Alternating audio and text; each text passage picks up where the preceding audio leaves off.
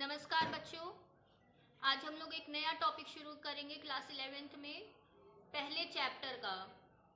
तो आज का हमारा टॉपिक है कोशिका एवं कोशिका संरचना। तो चलिए शुरू करते हैं आज का टॉपिक।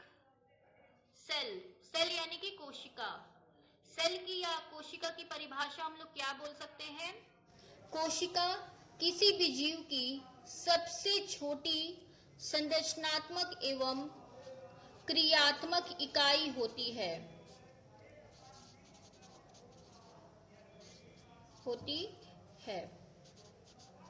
ठीक है, तो अगर कोशिका की परिभाषा लिखनी हो तो हम क्या लिखेंगे?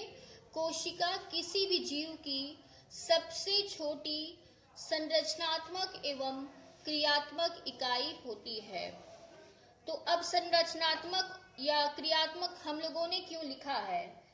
क्योंकि कोशिका से ही किसी भी जीव के संरचना का निर्माण होता है, यानी कि किसी भी जीव की संरचना जो होती है वो कोशिका यानी सेल की ही बनी होती है। और क्रियात्मक क्यों कहा जाता है? क्योंकि किसी भी जीव में जो क्रियाएं होती हैं वो सभी क्रियाएं कोशिका के अंदर होती हैं। तो इसीलिए कोशिका को किसी भी जीव की सबसे छोटी संरचनात्मक या क्रियात्मक इकाई कहा जाता है। ठीक है, ये हो गया हमारा कोशिका।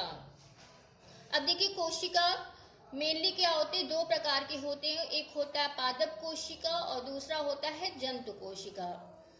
तो पादप एवं जंतु कोशिका पढ़ने से पहले हम लोग कोशिका के प्रकार पढ़ लेते हैं कि कोशिका कितने प्रकार के होते हैं। दो प्रकार के होते हैं, प्रोकैरियोटिक तथा यूकैरियोटिक कोशिका। तो हेडिंग है कोशिका के प्रकार। कोशिका के प्रकार, और ये जो विभाजन किया गया है संरचना के आधार पे किया गया है। कोशिका के दो प्रकार होते हैं, प्रोकैरियोटिक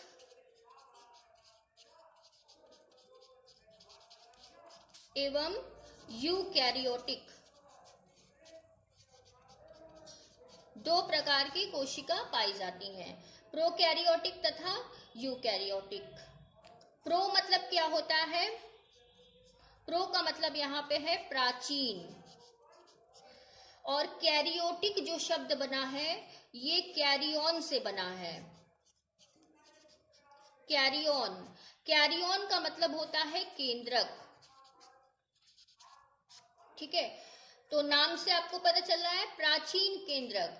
प्राचीन केंद्रक का अर्थ है यानी कि ऐसा केंद्रक जो विकसित ना हो। तो इसका मतलब है कि प्रोकैरियोटिक कोशिका को हम पूर्ण विकसित कोशिका नहीं कह सकते हैं, ये अल्प विकसित कोशिका होती है। अल्प विकसित कोशिका हम लोग कह सकते हैं प्रोकैरियोटिक को।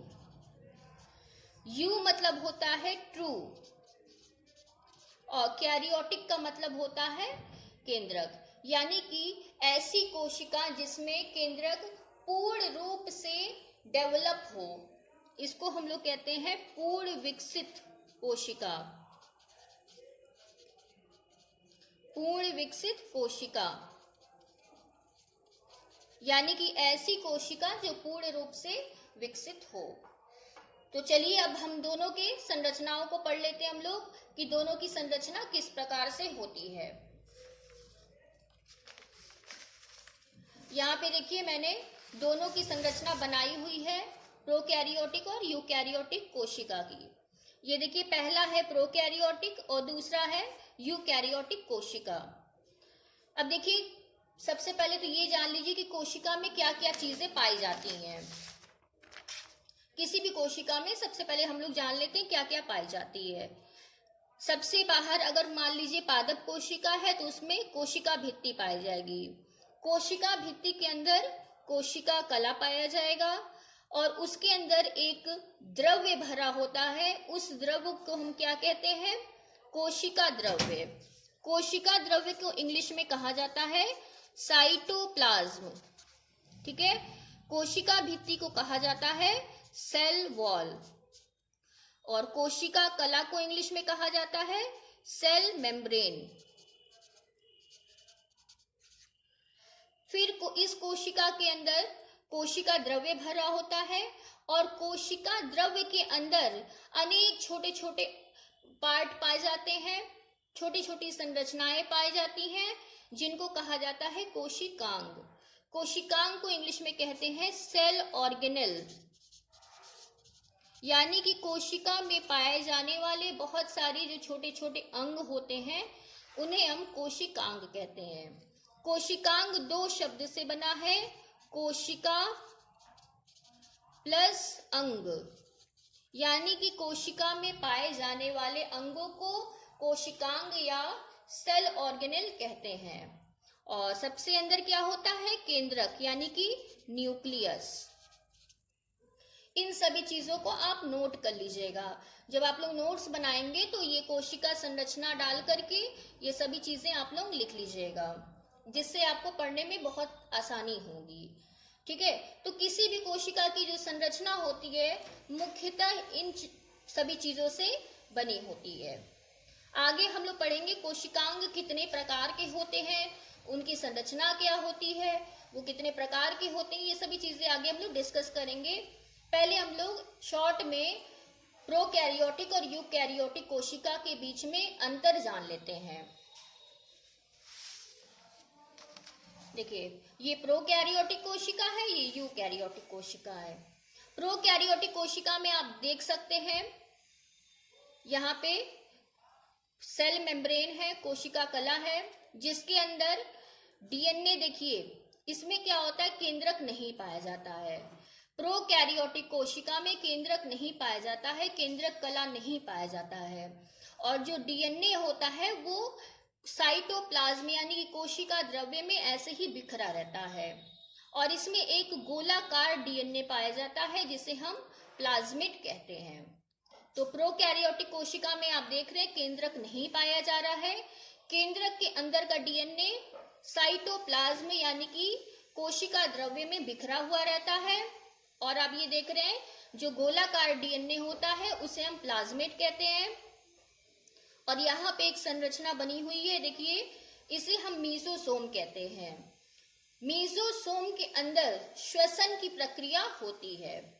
तो ये प्रोकैरियोटिक कोशिका होती है और कुछ प्रोकैरियोटिक कोशिका में पूंछ भी पाए जाते हैं, पूंछ जैसी संरचना पाई जाती है जिसे हम फ्लैजिला कहते हैं। तो प्रोकैरियोटिक कोशिका जो होती है मुख्यतः बैक्टीरियल सेल में होती है। जो बैक्टीरियाज होते हैं, जीवाणु की जो कोशिका होती है वो प्रोकैरियोटिक कोशिका होती है। अब आते हैं यूकैरियोटिक कोशिका में। यूकैरियोटिक कोशिका की देखिए संरचना बनी हुई है। इसमें क्या क्या पाया जाएगा, अगर वो पादप कोशिका है तो सबसे बाहर कोशिका भित्ति पाई जाएगी। अगर जंतु कोशिका है तो जंतु कोशिका में आप जानते हैं पादप भित्ति नहीं पाया जाता है, डायरेक्टली क्या पाया जाता है, कोशिका कला पाया जाता है। इसके अंदर कोशिका द्रव्य भरा होता है और कोशिका द्रव्य के अंदर अनेक छोटे छोटे इसके अंदर कोशिकांग पाए जाते हैं। देखिए ये सभी कोशिकांग हैं, माइटोकॉन्ड्रिया, लाइसोसोम, फिर राजधानी, क्लोरोप्लास्ट, गोल्जी काय, एंडोप्लाज्मिक रेटिकुलम, ये सभी क्या है, ये सभी कोशिकांग या सेल ऑर्गेनेल हैं। और देखिए इसमें केंद्रक जो है पूर्ण विकसित है। केंद्रक की बाहर की जो आप ये आवरण देख रहे हैं इसे हम कहते हैं केंद्रक कला। ठीक है, केंद्रक की बाहर की जो आवरण है आप देख सकते हैं इसे केंद्रक कला कहा जाता है और केंद्रक के अंदर ये डीएनए है। ठीक है, तो डीएनए इसमें केंद्रक के अंदर पाया जा रहा है। लेकिन प्रोकैरियोटिक में आप लोगों ने देखा कि डीएनए जो होता है वो साइटोप्लाज्म में बिखरा होता है क्योंकि उसमें तो न्यूक्लियस पाया ही नहीं जाता है। तो देख रहे हैं कि इसमें आप कई प्रकार के कोशिकांग पाए जा रहे हैं, जैसे कि माइटोकॉन्ड्रिया, लाइसोसोम, क्लोरोप्लास्ट, गोल्जी काय, एंडोप्लाज्मिक रेटिकुलम, ये सभी क्या है, कोशिकांग हैं। तो आप इन दोनों में अंतर देख सकते हैं कि इसमें केंद्रक नहीं पाया जा रहा है, इसमें केंद्रक पाया जा रहा है। इसमें अनेक प्रकार के कोशिकांग पाए जा रहे हैं बट प्रोकैरियोटिक में कोई भी कोशिकांग नहीं पाए जा रहे हैं। तो ये दोनों इनमें मेन डिफरेंस है। अब इसके बाद हम दोनों में अंतर देख लेते हैं। ये देखिए, प्रोकैरियोटिक तथा यूकैरियोटिक कोशिका में अंतर। प्रोकैरियोटिक कोशिका में देखिए सभी कोशिकांग अनुपस्थित होते हैं सिवाय राइबोसोम के। ठीक है, मतलब कि ऐसे कोशिकांग इसमें अनुपस्थित होते हैं जिसके बाहर भित्ति या दीवारें आवरण पाए जाते हैं, यानी कि आवरण युक्त कोशिकांग इसमें अनुपस्थित होते हैं केवल राइबोसोम को छोड़ करके, क्योंकि राइबोसोम में किसी प्रकार का आवरण नहीं होता है। यूकैरियोटिक में देखिए सभी कोशिकांग पाए जा रहे हैं।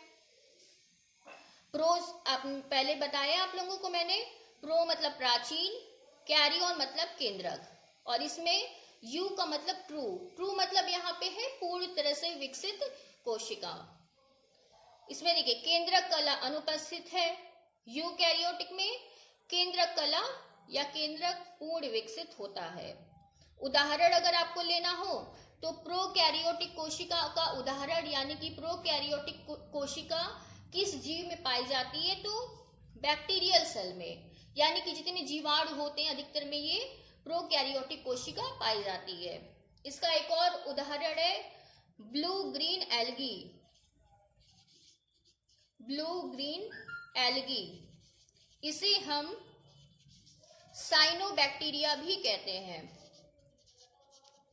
ठीक है, और यूकैरियोटिक कोशिका का हम लोग उदाहरण ले लें तो इसमें पादप और जंतु कोशिका आ जाएगा।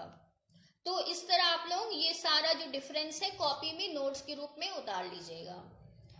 तो आज की वीडियो के लिए सिर्फ इतना ही। अब अगले वीडियो में हम लोग एक नया टॉपिक डिस्कस करेंगे। तब तक के लिए नमस्कार एंड टेक केयर।